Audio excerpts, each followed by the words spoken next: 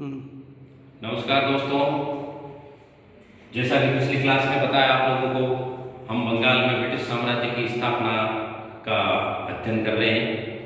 और पहले हमने बंगाल की स्वतंत्रता का अध्ययन किया, फिर बंगाल के विभिन्न नवाबों का अध्ययन किया और उसके पश्चात बंगाल में ब्रिटिश साम्राज्य की स्थापना, प्लासी और बक्सर के युद्धों के कारण परिणामों के बारे में अध्ययन किया। आज हम बंगाल में एक तरह से ब्रिटिश साम्राज्य की स्थापना के परिणामों में एक परिणाम है बंगाल में द्वैध शासन। बंगाल में द्वैध शासन की स्थापना 1765 से 1772 तक ये काल रहेगा बंगाल में द्वैध शासन का। 1765 में शुरुआत होगी और 1772 तक ये काल रहेगा। द्वैध से भी यहाँ प्रतीत होता है द्वैध मतलब दो। तो द्वैध शासन समझने के लिए हमें थोड़ा पीछे जाना पड़ेगा और मुगल काल में जो प्रांतीय व्यवस्था है उसका हमें अध्ययन करना पड़ेगा। मुगल काल में प्रांत है, उनमें कौन कौन से अधिकारी थे, किस किस अधिकारी का क्या क्या कर्तव्य था, क्या दायित्व था, क्या उनके पास अधिकार थे। तो इन्हीं कर्मचारियों अधिकारियों का अध्ययन से ही हम इस द्वैध शासन को सही तरह से समझ पाएंगे। मुगल काल में जो प्रांतीय अधिकारी थे, मुगल काल में दो मुख्यतः प्रांतीय अधिकारी थे। एक था सूबेदार जिसे हम निजाम भी कहते थे। सूबेदार का क्या काम था? सैनिक, प्रतिरक्षा, पुलिस और न्याय।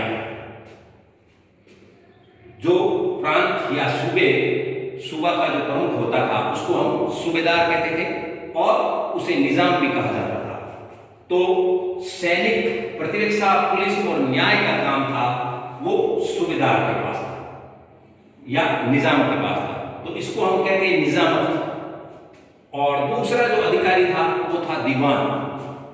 दीवान का क्या कार्य था? राजस्व और वित्त से संबंधित कार्य था। और ये दोनों जो अधिकारी थे, सूबेदार और दीवान, ये दोनों एक दूसरे के ऊपर नियंत्रण रखते थे। ये दोनों एक दूसरे से स्वतंत्र थे और पूर्णतः मुगल सम्राट के प्रति उत्तरदायी थे। और दोनों एक दूसरे के ऊपर नियंत्रण स्थापित करते हुए सूबे की जानकारी सम्राट को दिया करते थे। तो ये दोनों अधिकारी थे और इससे दीवान और ये दीवानी हो गया। तो दीवानी और निजामत दो अधिकार हो गए। अब क्या होता है कि कल हमने जैसे अध्ययन किया था कि बक्सर का युद्ध हुआ। बक्सर के युद्ध के पश्चात लॉर्ड क्लाइव था, उसने अवध के नवाब सुजा-उद-दौला, मुगल सम्राट शाह आलम द्वितीय और बंगाल के नवाब नज्म-उद-दौला, इन तीनों के साथ संधि की। और इलाहाबाद की जो संधि हुई, इलाहाबाद की प्रथम संधि होती है मुगल सम्राट शाह आलम द्वितीय के साथ। शाह आलम द्वितीय के साथ इस संधि में क्या शर्त रखी जाती है कि मुगल सम्राट को 26 लाख रुपए वार्षिक पेंशन दे दी जाएगी। मुगल सम्राट को 26 लाख रुपए वार्षिक पेंशन दे दी जाएगी और इसके बदले में मुगल सम्राट ने बंगाल, बिहार और उड़ीसा, बंगाल, बिहार और उड़ीसा की जो दीवानी थी, जो दीवानी हमने ये पढ़ी, दीवानी मतलब राजस्व और वित्त का अधिकार है, वो कंपनी को दे दिया। तो इलाहाबाद की प्रथम संधि से ब्रिटिश ईस्ट इंडिया कंपनी ने मुगल सम्राट शाह आलम से दीवानी का अधिकार अर्थात राजस्व और वित्त कलेक्ट करने का अधिकार प्राप्त कर लिया और मुगल सम्राट शाह आलम को 26 लाख रुपए वार्षिक पेंशन दे दिया। आधा काम हो गया।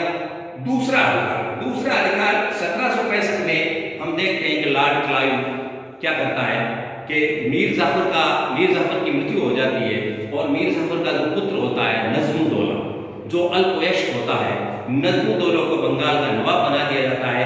और नज्म-उद-दौला को जो बंगाल का नवाब बनाते हैं तो उसमें एक संधि होती है। उस संधि की एक शर्त रखी जाती है कि बंगाल का नवाब है वो सूबेदारी मतलब निजामत का अधिकार है वो कंपनी को दे दी जाएगा।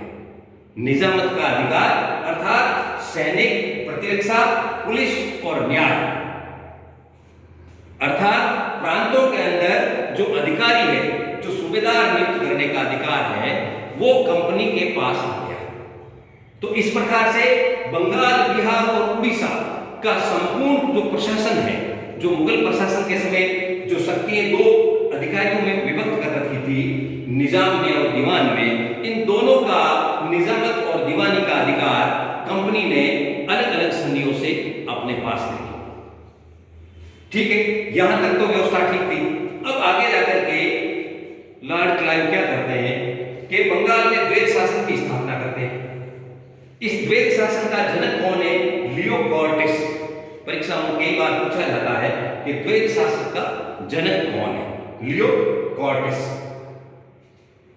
अब द्वैत शासन का मतलब यहां दो, द्वैत से क्या ध्वनि प्रतीत होती है? यहां दो से तात्पर्य यह है कि यहां ईस्ट इंडिया कंपनी का भी अधिकार है और बंगाल के नवाब का भी अधिकार है। बंगाल के नवाब नजमुद्दौला है, उसको वहां पर बिठा दिया जाता है, लेकिन उसके पास कोई अधिकार नहीं होते हैं, कोई उसके पास शक्ति नहीं होती है। मतलब अधिकारहीन उत्तरदायित्व है। उसका उत्तरदायित्व क्या है? बंगाल में प्रशासनिक व्यवस्था, बंगाल में प्रशासनिक व्यवस्था, क्योंकि सूबेदारी का काम अभी भी उसके हाथ में है, लेकिन वास्तविक शक्तियां किसके पास है? कंपनी के पास। तो बंगाल के नवाब के पास कोई अधिकार नहीं है, कोई शक्तियां नहीं है, कोई राजस्व नहीं है, कोई उसके पास धन नहीं है, लेकिन बंगाल की जो व्यवस्था है वो किसके ऊपर छोड़ दी गई है? बंगाल के नवाब के। और जो कंपनी है, कंपनी ने अपना जो बंगाल के नवाब के साथ नजमुद्दौला के साथ जो संधि की, उस संधि के तहत उसने जो दीवानी का अधिकार प्राप्त किया और जो अधिकारियों की नियुक्त करने का अधिकार प्राप्त किया, उसके तहत उन्होंने उप दीवान और नायब सूबेदार नियुक्त कर दिए। उप दीवान और नायब सूबेदार ये कौन थे? ये भारतीय। मतलब कि राजस्व और वित्त का काम है वो अंग्रेज किसके माध्यम से कर रहे हैं? भारतीयों के माध्यम से। और सूबेदारी का काम किसके माध्यम से कर रहे हैं? भारतीयों के माध्यम से। तो यहाँ द्वैत शासन हो गया कि जो कार्य है वो तो भारतीयों के माध्यम से किया जा रहा है, लेकिन जो अधिकार है वो ईस्ट इंडिया कंपनी के पास है। एक द्वैत शासन है। दूसरा द्वैत शासन था कि जो शासन तो किसका है? बंगाल के नवाब का है, लेकिन जो वास्तविक जो शक्ति है वो किसके पास है? ईस्ट इंडिया कंपनी के पास। सैनिक अधिकार ईस्ट इंडिया कंपनी के पास है, प्रतिरक्षा का अधिकार ईस्ट इंडिया कंपनी के पास है, पुलिस का अधिकार ईस्ट इंडिया कंपनी के पास है, न्याय का अधिकार ईस्ट इंडिया कंपनी के पास है, राजस्व और वित्त का अधिकार ईस्ट इंडिया कंपनी के पास है। मतलब ये जो समस्त ये जो अधिकार है ये सब के सब ईस्ट इंडिया कंपनी के पास है।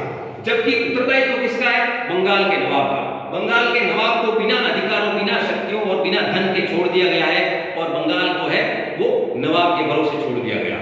इसे ही बंगाल में द्वैत शासन कहा गया। ईस्ट इंडिया कंपनी को सिर्फ और सिर्फ धन से मतलब था, पैसों से मतलब था, कर से मतलब था, बंगाल की जनता से, बंगाल के प्रशासन से, बंगाल की अव्यवस्था से उसका कोई लेना देना नहीं था। तो ये द्वैत शासन था। मतलब कंपनी प्लस नवाब, इन दोनों का अधिकार, दोनों के प्रशासन का अधिकार पर बंगाल को छोड़ दिया गया था। तो उत्तरदायित्व विहीन अधिकार या अधिकार विहीन उत्तरदायित्व। अब इसके क्या परिणाम निकले? बंगाल में द्वैत शासन की स्थापना हो गई। परिणाम ये निकला कि बंगाल में अराजकता फैल गई। क्यों फैल गई? कि बंगाल का जो नवाब था वो पहली बात तो अल्पवयस्क था और ईस्ट इंडिया कंपनी या अंग्रेजों का कठपुतली मात्र था। दूसरी बात कि उससे निजामत, उससे दीवानी का अधिकार उससे छीन लिया गया था। उसके पास राजस्व और वित्त का अधिकार नहीं था, अर्थात उसके पास कोई भी कर या टैक्स लेने का अधिकार नहीं था और उसके पास किसी भी प्रकार का धन या राजकोष नहीं था। तो बिना धन या बिना राजकोष के वो कोई भी प्रशासनिक कार्य को अंजाम नहीं दे सकता। राजस्व और वित्त किसके पास है? ईस्ट इंडिया कंपनी के पास। लेकिन ईस्ट इंडिया कंपनी क्या कह रही है? हमारा दायित्व नहीं है, हमारा ये कर्तव्य नहीं है, हमें सिर्फ राजस्व और वित्त से लेना देना है। जनता क्या है? प्रशासन का काम किसका है? सूबेदार का, और सूबेदार के पास कोई अधिकार नहीं है। तो इससे बंगाल में अव्यवस्था, अराजकता फैल गई, भ्रष्टाचार का बोलबाला हो गया, व्यापार और वाणिज्य है उसका पतन हो गया, अकाल, महामारी और गरीबी का बोलबाला हो गया। इस प्रकार से हम देखते हैं कि किसान है उन्होंने खेती करना बंद कर दिया, जुलाहे थे उन्होंने जो सूत काटना या कच्चे माल तैयार करना या खेती जो कपास की खेती होती थी उनको करना किसानों ने बंद कर दिया, जुलाहों ने सूत काटना बंद कर दिया। इस प्रकार से व्यापार और वाणिज्य का पतन हो गया। तो इस व्यवस्था से हम देखते हैं कि धीरे धीरे भारत जो कि सोने की चिड़िया कहलाता था वो धीरे धीरे एक अभावग्रस्त इलाका, अकालग्रस्त इलाका, गरीबी और बीमारियों का इलाका बन गया। तो ये बंगाल में द्वैध शासन थी, जो आगे जाकर के 1772 में इस व्यवस्था को खत्म की जाती है। तो 7 साल तक बंगाल द्वैध शासन, दोहरी व्यवस्था स्थापित रहती है।